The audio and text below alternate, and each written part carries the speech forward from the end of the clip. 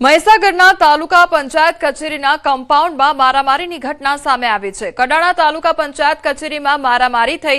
ગ્રામ પંચાયતની માહિતી માંગનાર વ્યક્તિ અને અન્ય એક ઉપર હુમલો કરવામાં આવ્યો। મહિલા સરપંચ અને તેમના પરિવારે હુમલો કર્યો હોવાના આરોપ લગાવવામાં આવ્યા છે।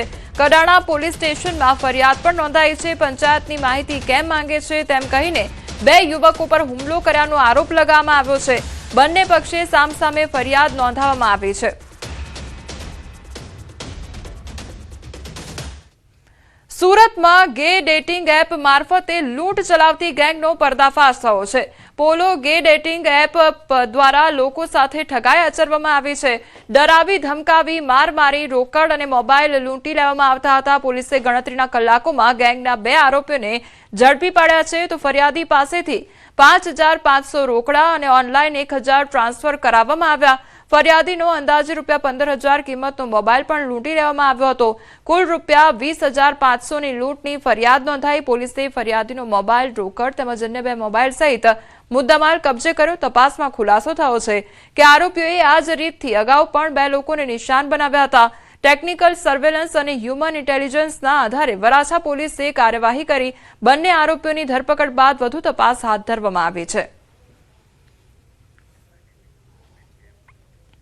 आणंद जिल्लाना खंभात तालुकाना कलमसर गामे जाळीमां फसायेला आशरे 10 फूट लांबा अजगरનું सफળ रेस्क्यू કરવામાં આવ્યું છે। खंभात तालुकाना कलमसर गामना पाटिया विस्तारमा खेतर पासे आवेला पाणी निकालना कासमां माछीमाરના जाळમાં आशरे 10 फूट लांबो महाकाय अजगर फसाई गयो હતો। घटनाની જાણ ગામના સરપંચ દ્વારા દયા ફાઉન્ડેશનને જાણ કરવામાં આવી હતી। દયા ફાઉન્ડેશન દ્વારા તાત્કાલિક વન વિભાગને જાણ કરવામાં આવતા બંને ટીમો ઘટનાસ્થળે પહોંચી હતી। रेस्क्यू टीमे जरूरी सावचेती और कुशलता साथे अजगरने जाळीमांथी सुरक्षित रीते मुक्त कर्यो हतो। त्यारबाद अजगरने कोईपण प्रकारनी ईजा न थाय ते रीते तेना स्वास्थ्यनी प्राथमिक तपास करी तेना कुदरती રહેઠાણમાં सुरक्षित रीते मुक्त करवामां આવ્યો હતો।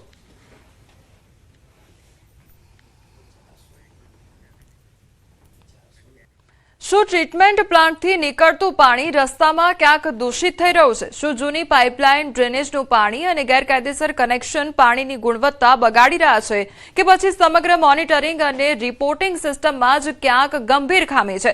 રાજકોટના લોકોને ખરેખર સુરક્ષિત પીવાનું પાણી મળે છે કે નહીં તેવો સવાલ પણ ઊભો થઈ રહ્યો છે। ત્યારે રાજકોટમાં પીવાના પાણીને લઈને હવે માત્ર ફરિયાદો જ નહીં પરંતુ સમગ્ર પાણી પુરવઠા વ્યવસ્થા અને તેની પારદર્શિતા સામે ગંભીર સવાલો ઉભા કરી રહ્યો છે। એક તરફ રાજકોટ મહાનગરપાલિકા શહેરમાં ટ્રીટમેન્ટ પ્લાન્ટથી લઈને ઘર સુધી સુપર ક્લોરિનેટેડ અને સુરક્ષિત પાણી પહોંચાડવાનો દાવો કરે છે તો બીજી તરફ પાલિકાના જ પાણીના સેમ્પલ રિપોર્ટમાં બેક્ટેરિયાની હાજરી સામે આવતા દાવા અને હકીકત વચ્ચેનો વિરોધાભાસ સ્પષ્ટ દેખાઈ રહ્યો છે। આક્ષેપ છે કે મે 2025માં પાણીના 22 સેમ્પલ ફેલ થયા હતા છતાં તેનો રિપોર્ટ એક મહિના બાદ જાહેર થયો, જેના કારણે રિપોર્ટિંગની પારદર્શિતા અને જવાબદારી અંગે સવાલો ઉભા થયા છે। તો વોટર વર્ક્સ વિભાગે આ વિલંબ પાછળ રીસેમ્પલિંગની પ્રક્રિયાને કારણ ગણાવ્યું છે। બીજી તરફ શહેરમાં ઝાડા ઉલટી, કમળા અને ટાઇફોઇડ જેવા પાણીજન્ય રોગોના હજારો કેસ નોંધાયા છે, જ્યારે ગોકુલધામ આવાસ સહિત અનેક વિસ્તારોમાં સ્થાનિકોએ દૂષિત પાણી સામે વિરોધ પણ નોંધાવ્યો છે।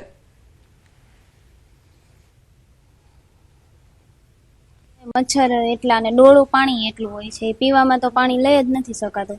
ગાડીને પી તો એટલું ડોળું ને સ્વાદ એમાં પાણીનો તો આવતો જ નથી, નકરું ડોળું જ પાણી હોય। કોર્પોરેશનમાં ફરિયાદ બેન કોઈ દિવસ કોઈ અધિકારીઓ આવ્યા હોય? કોઈ આવ્યું નથી।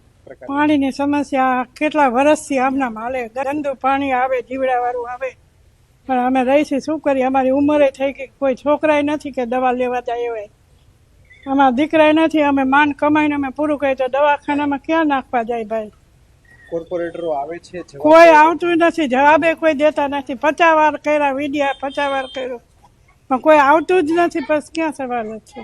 પાણીની સમસ્યા બહુ જ છે અને ડાલીબાઈ હોસ્ટેલની પાછળનો વિભાગ ગણાય, કૃષ્ણનગર મેઇન રોડ, બરોબર। અને બીજા નંબરમાં પાણીની સમસ્યા છે જ સાહેબ। પાણી એટલું ખરાબ આવે છે ને કે ફીણ વરે, તમે પેલી 4 ડોલ ભરો ને તેમાં ફીણ જ વરે કાયદેસર। સાબુ કેમ કેમિકલ નાખ્યું હોય એ રીતનું આવે બધું। તો મેયરે પણ સ્વીકાર્યું છે કે જૂની પાઇપલાઇન, ચોમાસામાં ડ્રેનેજનું પાણી ભળવું અને ગેરકાયદેસર કનેક્શનને કારણે અમુક વિસ્તારોમાં આવી સમસ્યા સર્જાય છે।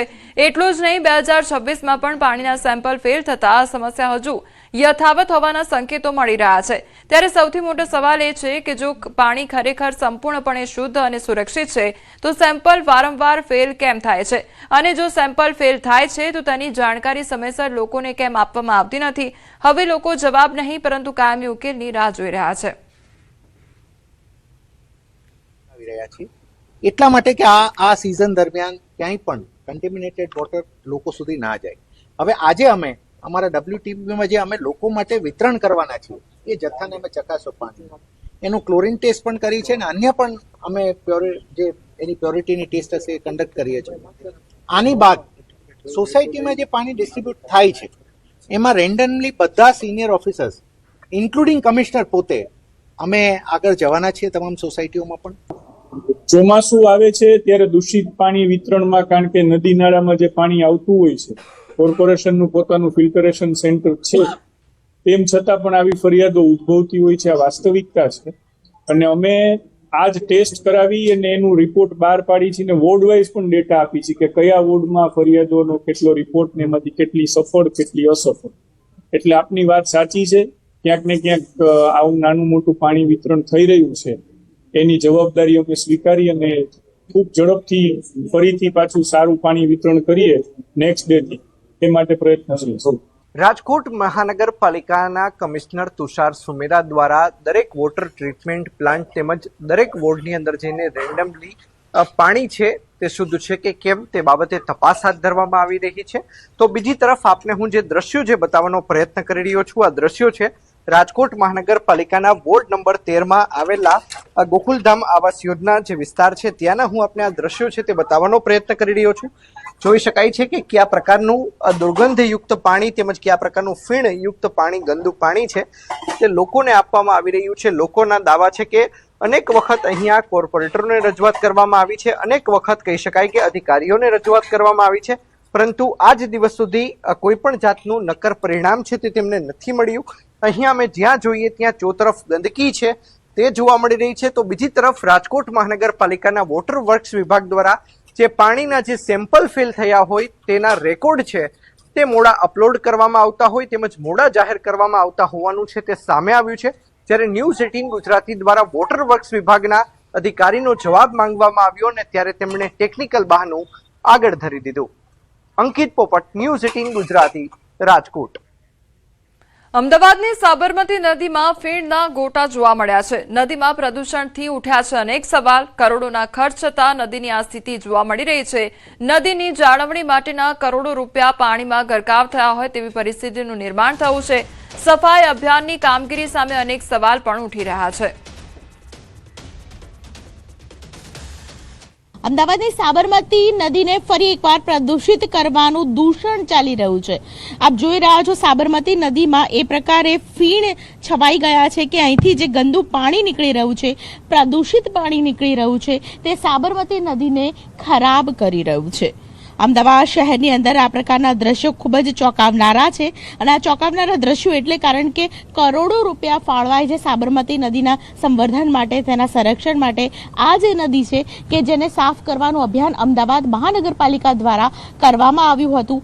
1 થી 2 મહિના સુધી ખાસ કરીને સાફ કરવાના અભિયાન અંતર્ગત અનેક NGO છે, ખુદ અમદાવાદ મહાનગરપાલિકાના કમિશનર, મેયર, તમામ પદાધિકારીઓ છે આ નદીમાં ઉતર્યા હતા, તેને સાફ પણ કરી હતી। પરંતુ એ જ જગ્યા ઉપર આપ જુઓ તો હાલ જે પ્રકારે નદીને પ્રદૂષિત કરવાનું કાવતરું છે તે ચાલી રહ્યું છે। ખાસ કરીને જે પ્રકારે ફીણ ઉપટ્યા છે તેને કારણે અનેક સવાલો થઈ રહ્યા છે। આ પ્રદૂષિત પાણીને કારણે અનેક સવાલો વચ્ચે ફરી એકવાર એ પ્રકારનો સવાલ ચોક્કસથી થાય કે આ પ્રકારનું દૂષણને કારણે, આ પ્રકારની નદી પ્રદૂષિત થયું હોવાને કારણે ખાસ કરીને તેની ઉપર કોઈ પગલાં લેવાશે કે કેમ? આખરે આ જવાબદારી કોની રહેશે?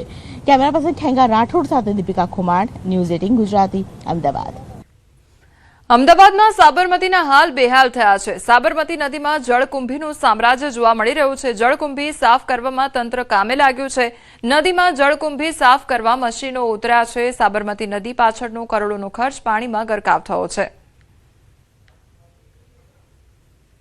અમદાવાદની સાબરમતી નદીમાં લીલું સામ્રાજ્ય જોવા મળી રહ્યું છે. અમદાવાદની સાબરમતી નદીમાં ઉપરવાસમાંથી જે પાણી છોડવામાં આવી રહ્યું છે તેમાં લીલી વેલ જોવા મળી રહી છે, જેને જળકુંભી કહેવામાં આવે છે. ઉપરવાસમાંથી જ્યારે પણ પાણી છોડવામાં આવતું હોય ત્યારે સાબરમતી નદીમાં લીલી વેલ છે તે પથરાઈ જતી હોય છે. પરિણામ એ આવતું હોય છે કે તંત્ર માટે આ લીલી વેલ છે તે સૌથી મોટી ચેલેન્જ બની જતી હોય છે. જળકુંભી પથરાવાને કારણે ખાસ કરીને મૂવમેન્ટ શક્ય નથી. ખાસ કરીને ડિનર અને લંચ માટે અક્ષય ક્રૂઝ બુક કરાવતા હોય તે લોકો જે અટલ બ્રિજથી લઈને આગળ સુધીનો જે વિસ્તાર છે ત્યાં મૂવમેન્ટ શક્ય નથી હોતી. આ પ્રકારની લીલી વેલ પથરાઈ જવાને કારણે તંત્ર માટે મોટી ચેલેન્જ પણ બની જાય છે કે આ લીલી વેલ છે તેને કેવી રીતે કાઢવી. મશીનો હાલ કાર્યરત છે, પરંતુ કલાકોના કલાકો, દિવસોના દિવસો વીતી જતા હોય છે. આ પ્રકારની જ્યારે લીલી વેલ છે તે સાબરમતી નદીમાં પથરાઈ જાય ત્યારે તેને સાફ કરવા માટે મોટી મુસીબત છે તે તંત્ર માટે થઈ જતી હોય છે. કેમેરા પર્સન ખેંગાર રાઠોડ સાથે દીપિકા ખુમાણ, ન્યૂઝ 18.